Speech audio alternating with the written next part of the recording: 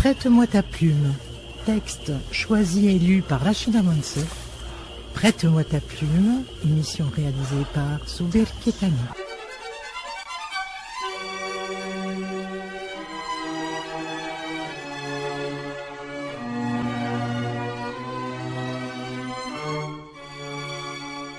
Prête-moi ta plume.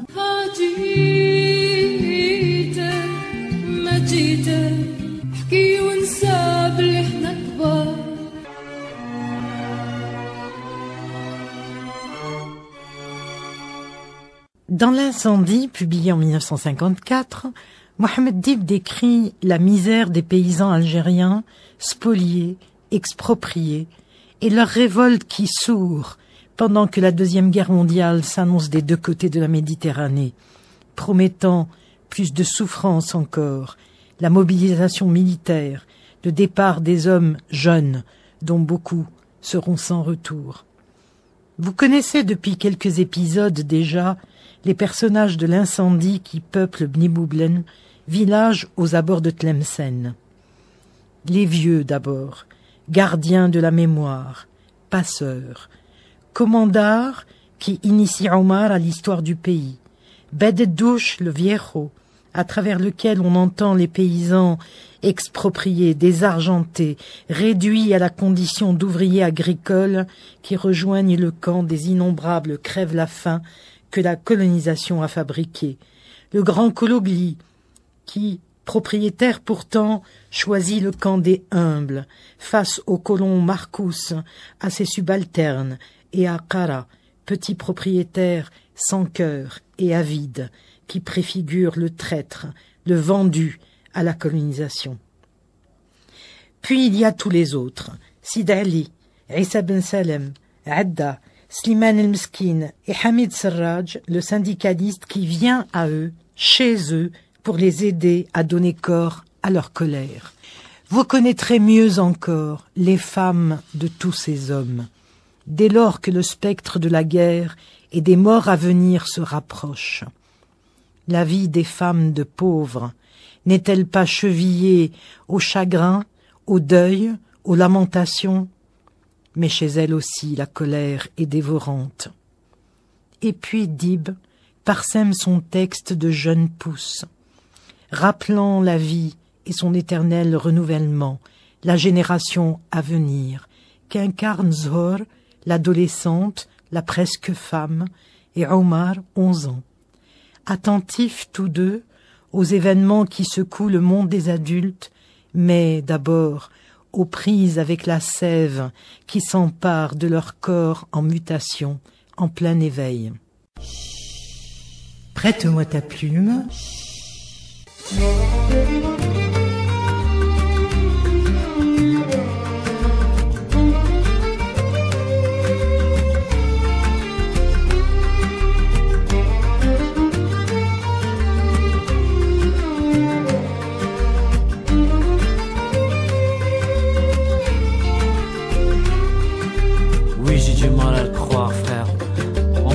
Encore une nouvelle frontière de pierres, de sabres et de canons pour séparer les frères du même sang. Partout c'est la même histoire qui se répète. La guerre, l'héroïsme sont les mots de la planète. Après le feu et les flammes, que reste-t-il si ce n'est la cendre et la terre qui brûlent? Regarde, le soleil passe les frontières sans que les soldats ne lui tirent dessus. La colombe a les mêmes ailes, à Gaza ou Jérusalem, Jérusalem, Jérusalem. Salam alaikum, asruf al-awan. Salam alaikum, alaikum shalom. Salam alaikum, asruf al-awan. Salam alaikum, alaikum la paix. Pourquoi cette haine depuis trop longtemps? Pourtant les trois livres parlent des vers d'Adam. La violence, la peur, la vengeance, que sèment les nouveaux prophètes des finances. Je suis né d'hier mais je suis de demain. Quelles que soient mes racines, je resterai humain. J'irai partout chanter cette chanson. Au nom du pouvoir de l'argent, ne sacrifiez pas vos enfants. Pourquoi cette haine depuis trop longtemps? Pourtant les trois livres parlent d'Ève et d'Adam. Respect pour toutes les religions, la Bible, la Torah, le Coran, le Coran, le Coran. Salam alaikum, as-salam fil-awwal. Salam alaikum, alaikum shalom. Salam alaikum, as-salam fil-awwal. Salam alaikum, alaikum la paix. Salam alaikum, as-salam fil-awwal. Salam alaikum, alaikum shalom. Salam alaikum, as-salam fil-awwal. Salam alaikum, alaikum la paix.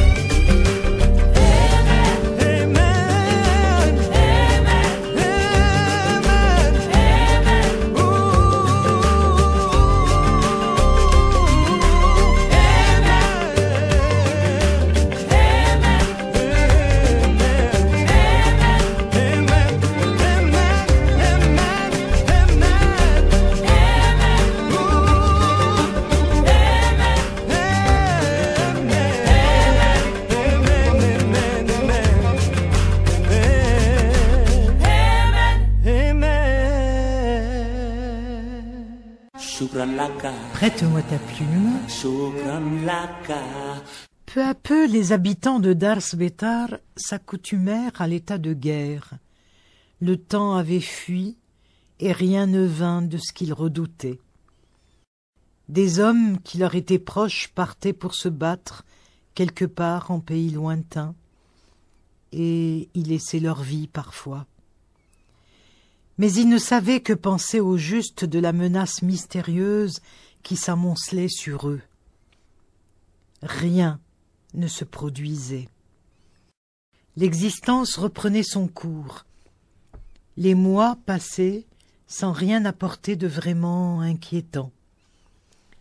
Les choses se tassaient. Tous les jours, des hommes partaient. On s'en apercevait bien. Leur départ créait un remous pendant quelque temps, puis ils disparaissaient, absorbés par l'inconnu. Des mois s'écoulèrent encore, la même vie continuait, c'était la drôle de guerre. Mais quelque chose que l'on sentait venir de loin, et qui allait peut-être loin, une lame de fond, qui se transformerait peut-être en une vague géante, s'approchait insensiblement. Pour l'instant, on était tous au spectacle comique et lamentable de ces hommes mobilisés. Ils étaient déguisés, moitié soldats, moitié vagabonds. Ils portaient des savates aux pieds et des uniformes d'été en plein hiver. Ils couchaient sur de la paille au nouveau stade et dans les fondoks. Nombre d'entre eux durent rentrer à l'hôpital avec une fluxion de poitrine. Ils menèrent la vie la plus absurde qui fût, ne comprenant jamais rien à ce qu'on leur faisait faire. Omar passait ses journées à errer à travers la ville, journées creuses et bien remplies à la fois. Longues journées en tout cas, éclatantes et chaudes, avec toujours au centre le vieux problème du pain. Ce qu'il pensait, ou plutôt ce qui l'agitait confusément, pourrait se formuler ainsi. J'ai faim, toujours faim, je n'ai pas mangé à ma faim. Question qui se posait sans trêve. Aurais-je à manger tout à l'heure? Et demain? Sans pouvoir y répondre, bien sûr. On se représentera avec peine le sentiment que provoquait en lui cette incertitude indéfiniment renouvelée, apparemment vouée à demeurer entière. Quel miracle pouvait le libérer? Le soleil cuisait la ville jusqu'à ce qu'elle grillât comme une tôle. Il arrivait souvent que l'enfant tombât sur des groupes de paysannes se lamentant à grands cris. Elles s'asseyaient en rond, aux abords du stade, pendant qu'à l'intérieur leurs hommes, fils ou maris, passaient en conseil de révision. Morne spectacle, devenu ordinaire en ces temps de guerre. Malgré tout, les grandes vacances tiraient à leur fin. Omar prévint sa mère. À la prochaine rentrée scolaire, il leur fallait des vêtements propres, des livres. Une pareille requête était toujours le prélude d'une dispute entre lui et Aïni. « Nous en avons assez !» s'écriait-elle de cette école. « Hey, hey, espères-tu devenir ministre ?» Le monde en était là, quand survint la période la plus fabuleuse de l'année. Le dur et sombre hiver de Tlemcen, brûlant comme un glaçon, n'allait se déclarer qu'en fin janvier ou même un peu plus tard. En attendant, un embrasement furieux entreprenait sa marche en triomphe d'arbre en arbre, et chaque arbre était une torche vibrante. Les vieilles pierres de la cité elle-même se vêtirent de clarté rouge. Puis, se résorbant dans sa propre ardeur, le feu tomba. Tout s'épura dans cette incandescence. Et dès lors, chaque trait du pays se dessina à travers la netteté lumineuse d'une atmosphère de douceur, dans une couleur enfin reposée. Prête-moi ta plume. You can dance, every dance with the guy that gives you the eye, let him hold you tight. You can smile, every smile for the man who held your hand beneath the pale moonlights. But don't forget who's taking you home and in whose arms you're gonna be. So darling, save the last dance for me. Ooh, oh I know that the music's fine like sparkling wine. Go and have your fun, laugh and sing. But while we're apart, don't give your heart to anyone. Cause don't forget who's taking you home and in whose arms you're gonna be. So darling, save the last dance for me. Ooh, baby, don't you know I love you so? Can't you feel it when we touch? I would never, never let you go.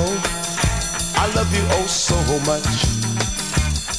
You can dance, go carry on till the night is gone and it's time to go.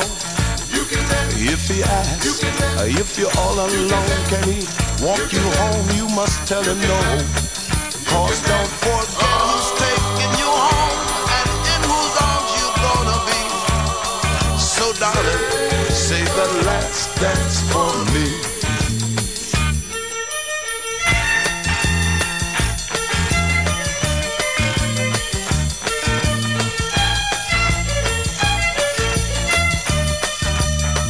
Cause don't forget who's taking you home and in whose arms you're gonna be. So darling, save the last dance for me. Save the last dance for me.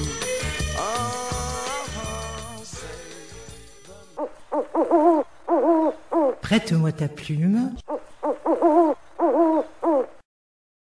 Aïni était aidé par de bonnes gens qui souvent taisaient leur nom.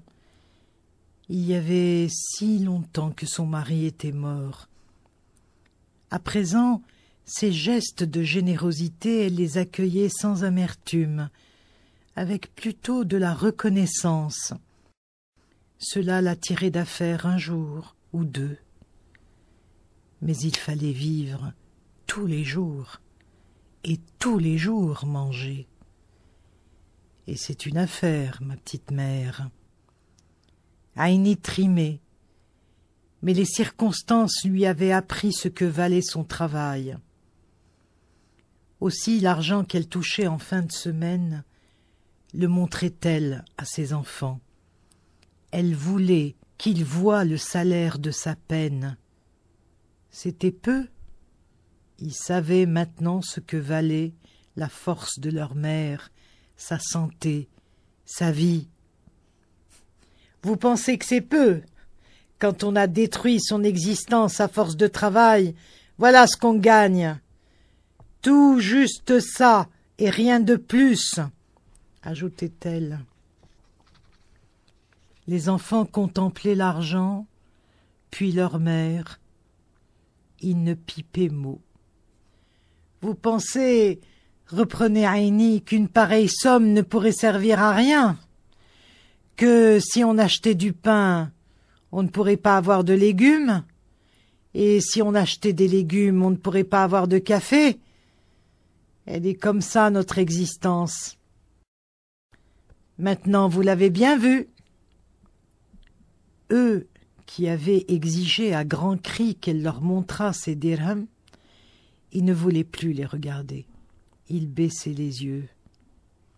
Avec quelle joie, quel hurrah ils avaient accueilli leur mère, comme ils lui avaient fait fête, comme cela les réconfortait de la voir.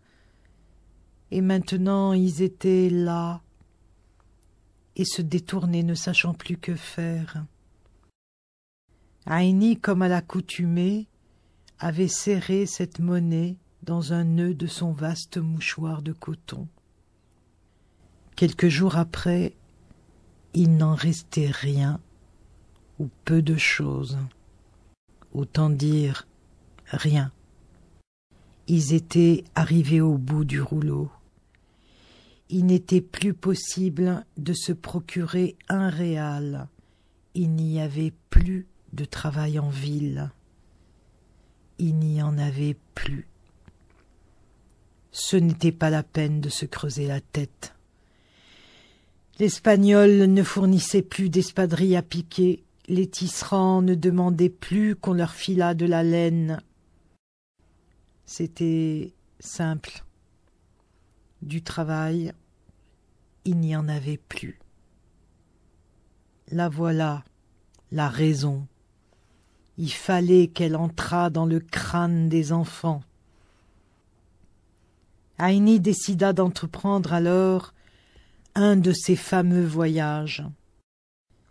Elle tâterait encore de la contrebande. Elle ne pouvait faire autrement.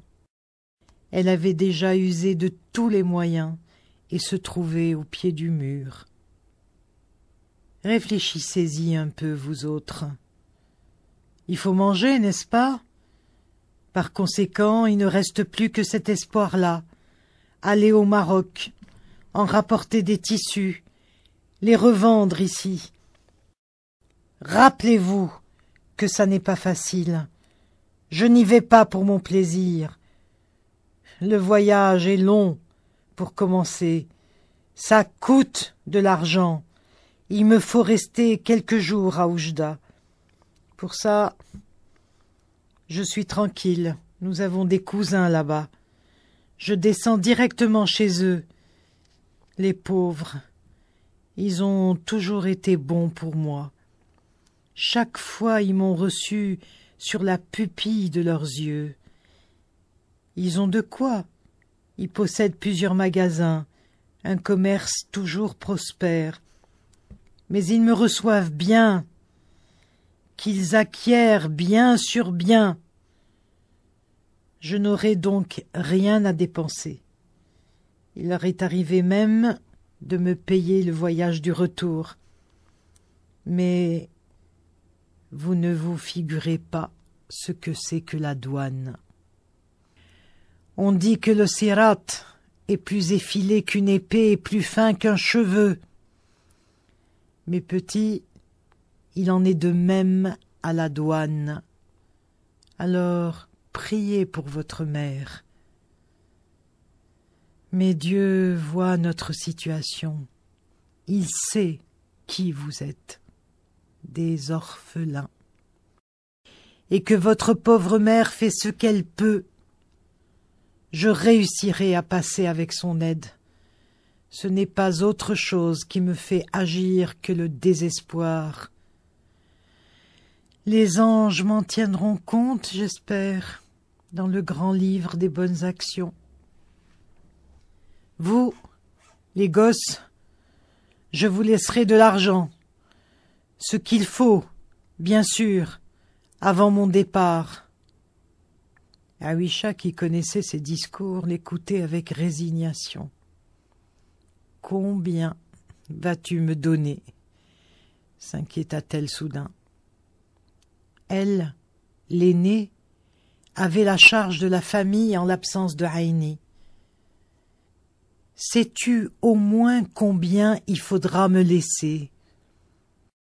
Elle posa ses regards sur la mère, guettant la réponse. « Combien ?» fit Aïni. « Des millions ?» ?»« Je n'ai pas dit ça, mais il faut bien nous laisser de quoi manger pendant que tu seras parti. »« Tiens, voilà tout ce que j'ai. » Aïni dénoua son mouchoir et remit à la fille un peu de monnaie. La jeune fille s'assit par terre, fit le compte dans le creux de la main et leva les yeux vers Aïni. « Ça, rien que pour le pain. Encore, je ne sais pas si ça suffira. Et pour le reste ?»« C'est tout ce qu'il y a, » répondit Aïni. « Quoi ? Parce que tu t'en vas, nous ne devons brouter que du pain ?» Louchant de son côté sans rien dire, sa mère la foudroya du regard. « Et encore, ça ne suffira jamais !» se lamenta Aouisha. « C'est tout ce qu'il y a, » dit Aïni. « Mais tu vas rester au moins 3 ou 4 jours à Oujda. » La mère repartit. « C'est tout ce qu'il y a, pas davantage. »« Comment est-ce possible ?» observa la jeune fille dans une plainte. C'était ainsi, chaque fois que Aïni s'apprêtait à partir. Aouisha, qui serrait l'argent dans la main, examina le visage de sa mère et battit en retraite. Cela pouvait finir par des coups. « Ah, quel crève-cœur, cette existence !» proféra la jeune fille. Aouisha était devenue la grande jeune fille, étroite et anguleuse que tout le monde connaissait, à Dar Svetar, comme dans les autres maisons du quartier. Une tunique pendue à la pointe de ses épaules, portée sur la peau, la recouvrait entièrement. Elle avait un masque fripé et gris, des traits ravagés qui avaient perdu la saine fraîcheur de la jeunesse. Mais on ne savait quel autre charme, triste et inquiétant, remplaçait celui de la santé. Cette expression venait sans doute de son jeune âge et de sa précoce flétrissure réunie. Pauvre visage qui devait répondre à tant de questions angoissantes. Aouisha n'avait que ce visage. Elle n'en avait pas de rechange.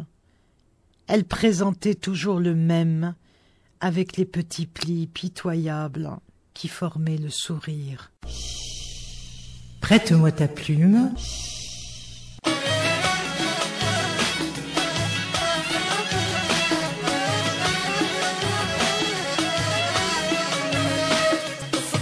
شبكي فيا والشان كبير فاتني قليل الملح وبصافي والله الغرام شفني نعتولي على طبيب يشفي من القنط اللي ساكناني عليك انت زاد خوفي اما انا شحالي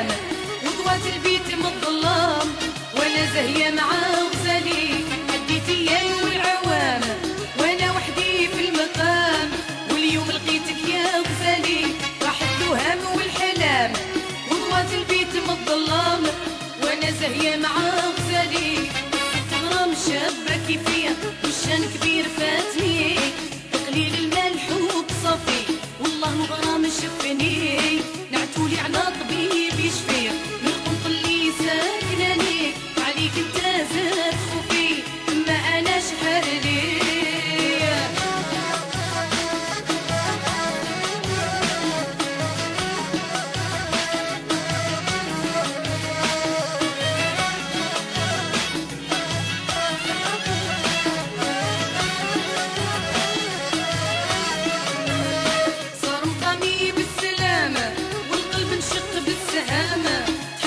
لي في مجرالي وقولي ضل المكان ولسان ظريف بالحسان اسمي ما يلغالي صار الفمي بالسلام والقلب انشق بالسهام حير بالي في مجرالي وقولي ضل المكان ولسان ظريف بالحسان اسمي ما يلغالي صرت غرام شابه كيفيا والشان كبير فاتني تقليل الملح وبصافي الغرام شفني نعتولي على طبيب يشفي من القنط اللي ساكناني عليك انت زاد خوفي اما انا شحال لي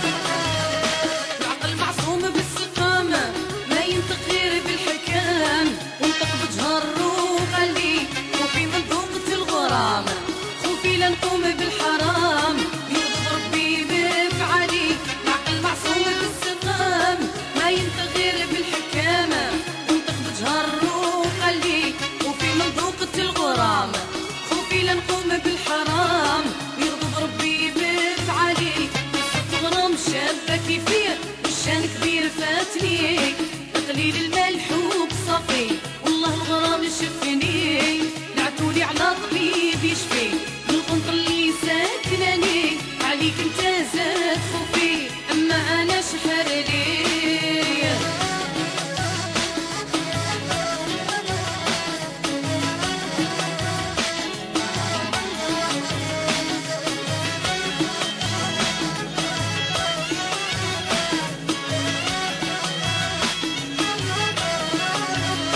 وكان جاي بالكرام حبي صافي للدوام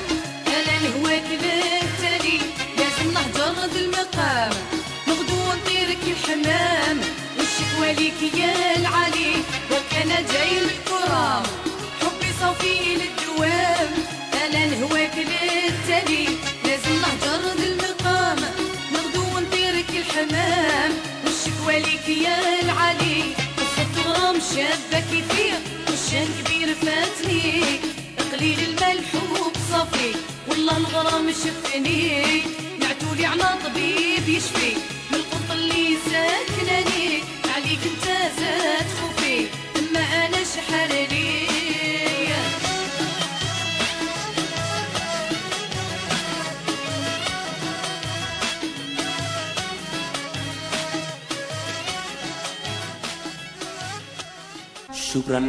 Prête-moi ta plume. Ils dépendaient maintenant tous, y compris grand-mère, du peu que Aïni allait gagner à faire de la contrebande. Ce qui étonnait Omar, c'est que sa mère ne fût pas encore tombée entre les mains de la police, des douaniers et des gendarmes qui gardaient la frontière. Pour cette unique raison, il était tout prêt à l'admirer. Il n'avait pas fallu beaucoup de temps à Aïni pour préparer le petit couffin qui l'accompagnait dans ses voyages. Elle fit ses adieux à toutes les femmes, elle ne cachait plus ses départs désormais, et les quitta. Il y avait déjà plus de 2 heures qu'elle était partie. On ne doutait pas qu'elle fût parvenue à destination. « Bouh, Aïni !» piailla tout à coup une voisine. Et toutes les autres de voir Aïni reparaître, qu'elles croyaient arriver ou presque à Oujda, poussèrent des cris, des exclamations. Les questions fusèrent de toutes parts. « Aïni, que t'arrive-t-il » Ces enfants accoururent avec des hurlements. « Ma, Mima » répétèrent-ils. Quelques-unes parmi les locataires furent prises d'un fol accès de gaieté, et riant aux larmes, elles lancèrent à Aïni. « Bonjour Aïni, il y a vraiment longtemps qu'on ne t'a vu. Alors, comment ça va ?» Elles lui débitèrent toutes les formules en usage pour accueillir une amie après une longue absence. « Et comment vont les gens d'Oujda ?» se moquèrent-elles. « Ce qu'on appelle la fin des temps, nous y sommes arrivés maintenant, mes petites sœurs, » put enfin articuler Aïni. « Ya s'effrayèrent plusieurs femmes. « Je le jure sur ce que j'ai de plus cher. » Aïni posa sa main sur la tête de Omar sans faire attention à lui. « C'est bien la fin des temps, mes petites sœurs, » assura-t-elle. « Si on le dit, cela est vrai. »« Bouh, ma, dis-nous ce qui est arrivé, » implora Huichin. « Ne nous laisse pas comme ça. Tu vois pas, toute la maison veut savoir ce qui s'est passé. »« Fille, laisse-moi souffler un peu, » pria Aïni. Quand elle se décida à parler, les femmes, prêtes depuis un instant à l'écouter, n'émirent plus un son. Ce qu'elles entendirent ce jour-là dépassa tout ce qu'elles pouvaient imaginer. « Le monde n'est plus le monde, » commença par dire Aïni. « Mes petites sœurs, il se passe des choses peu ordinaires chez nous. Savez-vous ce qu'on m'a dit à la gare ? Je m'approche. L'homme des billets me dit « Ma petite mère, on ne peut plus voyager sans autorisation spéciale. » Et je lui réponds « Je suis toujours allé à Oujda sans avoir eu besoin d'autorisation. » Il me dit alors « Ça a changé, ma petite mère. » Et pourquoi ça a changé? Pourquoi? Faut croire que le monde aussi a changé. Eh oui, ma petite mère, le monde a changé, il me dit. Je comprends qu'il a changé. C'est depuis qu'il y a la guerre. Alors comme ça, je lui dis, ça change juste au moment où je veux aller à Oujda. Ce n'est pas spécialement pour toi qu'on a fait ça, il me dit. Alors, si ce n'est pas spécialement pour moi, je lui dis, c'est pourquoi? Pourquoi? Pourquoi? Il me dit. Mais c'est à cause de la guerre. J'ai de la famille à Oujda, je lui dis. Je voudrais seulement aller voir les miens.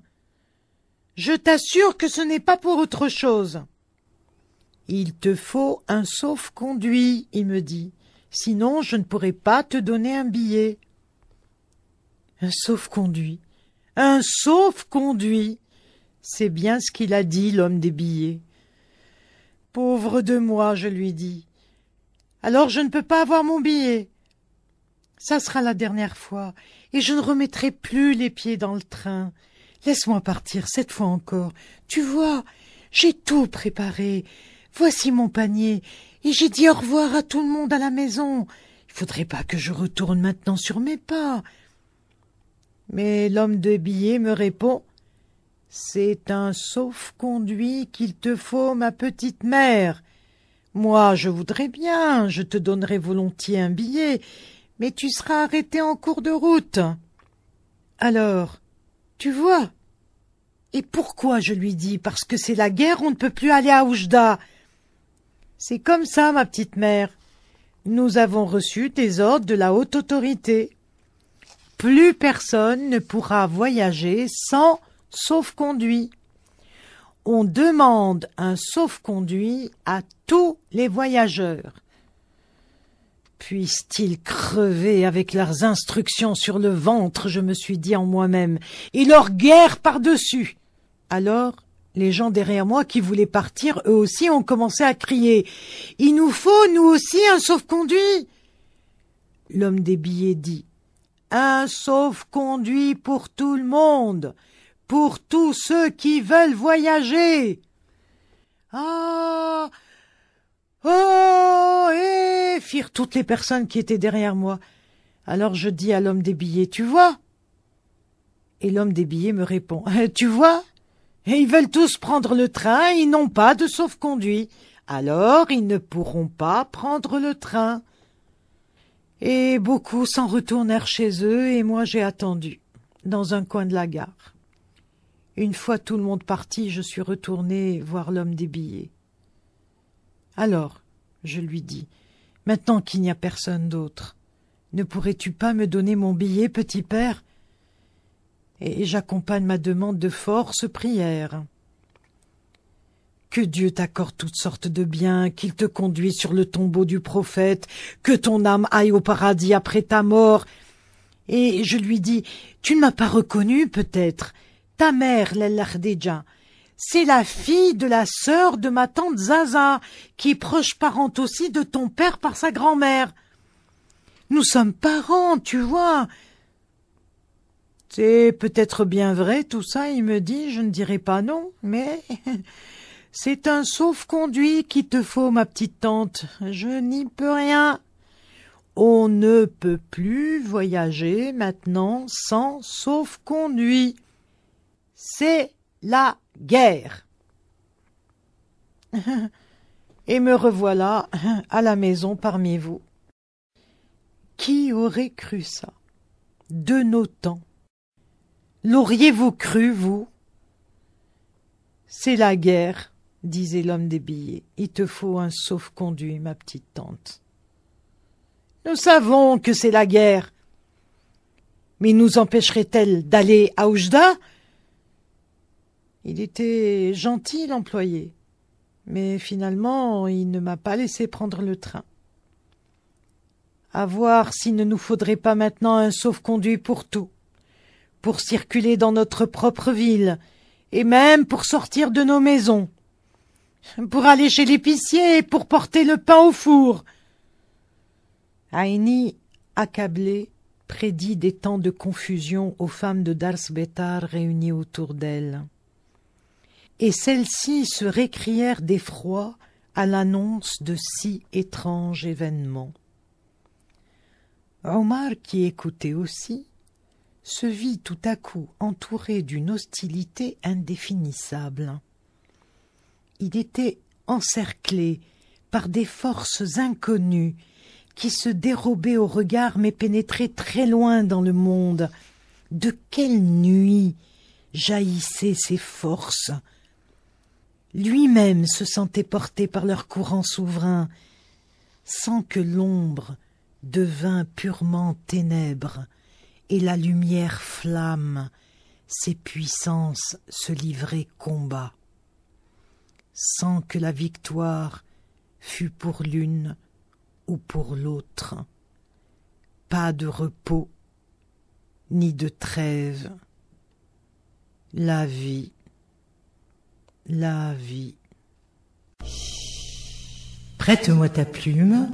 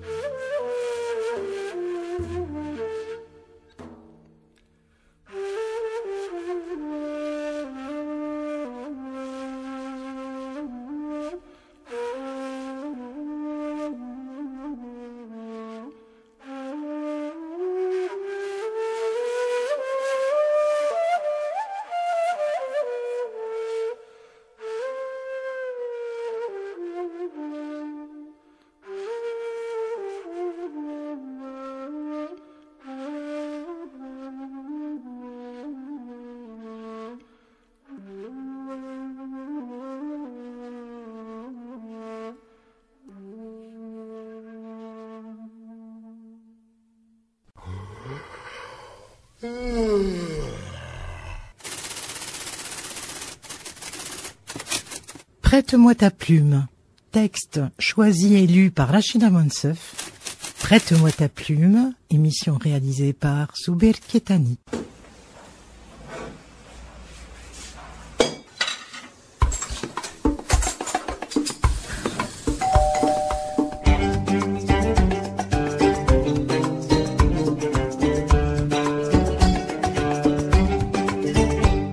Prête-moi ta plume.